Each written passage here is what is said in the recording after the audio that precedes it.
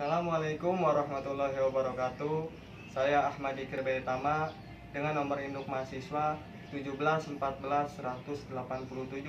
Saya dari jurusan Ekonomi Syariah semester 6 kelas C, ingin menjawab pertanyaan ujian akhir semester di mata kuliah Manajemen Perbankan.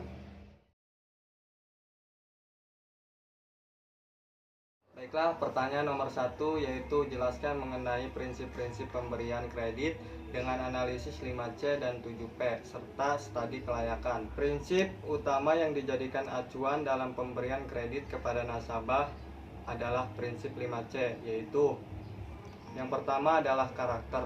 Karakter adalah melihat bagaimana karakter dan latar belakang calon peminjam atau nasabah yang mengajukan kredit.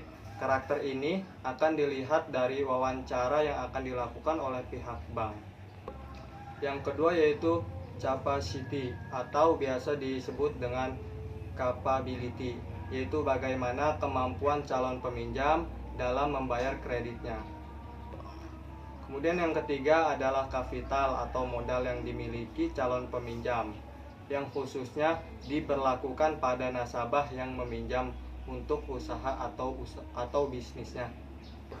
Kemudian yang keempat yaitu kolateral atau biasa disebut dengan jaminan yang diberikan pada calon peminjam saat mengajukan kredit kepada pihak bank.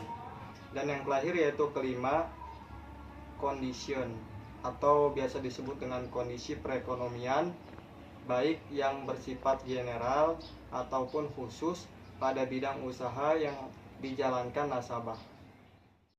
Selanjutnya, prinsip pemberian kredit 7P.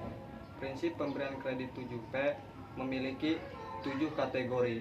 Yang pertama, personality, yaitu kepribadian dari calon pinjaman yang mengajukan kreditnya. Yang kedua, farki, yaitu di mana calon peminjam dimasukkan ke dalam beberapa golongan yang terkait dengan kondisi keuangannya. Yang ketiga yaitu purpose. Purpose yaitu apa tujuan dari calon peminjam dalam mengajukan kreditnya pada keuangan atau pada lembaga keuangan. Yang keempat, prospek, yaitu bagaimana prospek dari usaha yang dijalankan oleh para calon peminjam. Dan yang kelima, payment. Payment ini masih berkaitan dengan kriteria sebelumnya yang bertujuan mengukur bagaimana kemampuan bayar dari calon peminjam. Yang keenam, profitability, yaitu di mana pihak bank melihat bagaimana kemampuan calon peminjam dalam menghasilkan keuntungan atau laba. Dan yang terakhir nomor 7 yaitu protection. Protection ini tidak jauh beda dengan prinsip 5C yang tadi, yaitu mengacu pada jaminan yang dapat diberikan oleh para peminjam. Prinsip penilaian kredit dapat juga dilakukan dengan studi kelayakan. Studi kelayakan dilaksanakan terutama untuk kredit dalam jumlah yang relatif besar. Adapun penilaiannya meliputi beberapa aspek. Aspek yang pertama yaitu aspek hukum, yang kedua aspek pasar dan pemasaran, yang ketiga aspek keuangan, yang keempat aspek operasi atau teknis, yang kelima aspek manajemen, yang keenam aspek ekonomi atau sosial, dan yang terakhir ketujuh aspek AMBAL.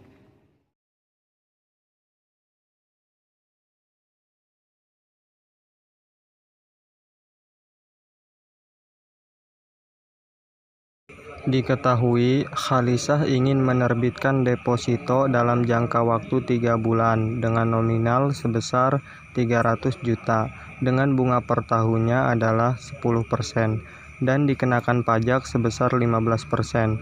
Untuk bunga yang dibayarkan oleh bank adalah 10% kali 300 juta per 12 bulan dikali 1 tahun sama dengan 2.500.000. Dengan hasil itu, maka 2.500.000 dikalikan pajak sebesar 15% dan hasilnya adalah 375.000. Sehingga hasil bunga bersih setiap bulannya adalah sebesar 2.125.000 dikalikan jangka waktu 3 bulan sama dengan hasilnya 6.375.000. Baiklah, pertanyaan nomor 3 yaitu jelaskan tujuan umum dari manajemen pemasaran bank dan jelaskan mengenai konsep-konsep pemasaran tersebut. Manajemen pemasaran bank adalah suatu proses untuk menciptakan dan mempertukarkan produk atau jasa bank yang bertujuan untuk memenuhi kebutuhan dan keinginan nasabah dengan cara memberikan kepuasan. Tujuan pemasaran bank secara umum adalah 1. Untuk memaksimumkan konsumsi atau dengan kata lain mempermudah dan merangsang konsumsi sehingga dapat menarik produk yang akan ditawarkan. 2. Untuk memaksimumkan kepuasan pelanggan melalui berbagai pelayanan yang diinginkan nasabah. 3. Untuk memaksimumkan pilihan atau ragam produk, dalam arti bank menyediakan berbagai jenis produk bank sehingga nasabah memiliki beragam pilihan juga. Dan yang terakhir yaitu nomor 4, untuk memaksimumkan mutu hidup dengan memberikan berbagai kemudahan kepada nasabah dan menciptakan iklim yang efisien. Dan mengenai konsep pemasaran tersebut, ada 5 konsep dalam pemasaran, di mana setiap konsep dapat dijadikan landasan pemasaran oleh masing-masing perusahaan, yaitu 1. Konsep produksi, 2. Konsep produk, 3. Konsep penjualan, 4. Konsep pemasaran, dan yang terakhir 5. Konsep pemasaran masyarakat. Ada 5 konsep dalam pemasaran, di mana setiap konsep dapat dijadikan landasan pemasaran oleh masing-masing perusahaan, yaitu 1. Konsep produksi.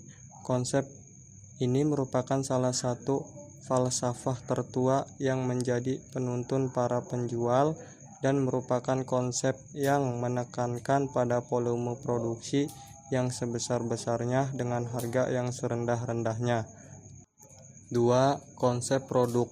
Konsep ini meyakini bahwa konsumen akan menyenangi produk yang menawarkan mutu dan kinerja yang paling baik serta keistimewaan yang mencolok. 3. Konsep penjualan.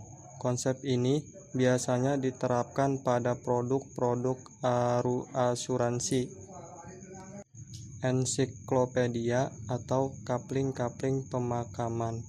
Juga untuk lembaga nirlaba seperti partai politik. Dalam konsep ini, kegiatan pemasaran ditekankan lebih agresif melalui usaha-usaha promosi yang gencar. 4. Konsep pemasaran. Konsep ini menyatakan bahwa tugas perusahaan adalah menentukan kebutuhan, keinginan, dan minat pasar sasaran dan memberikan kepuasan yang diinginkan secara lebih efektif dan efisien dibanding para pesaing sehingga dapat mempertahankan dan mempertinggi kesejahteraan masyarakat. 5. Konsep pemasaran kemasyarakatan merupakan konsep yang bersifat kemasyarakatan. Konsep ini menekankan kepada penentuan kebutuhan, keinginan, dan minat pasar sasaran dan memberikan kepuasan sehingga memberikan kesejahteraan masyarakat.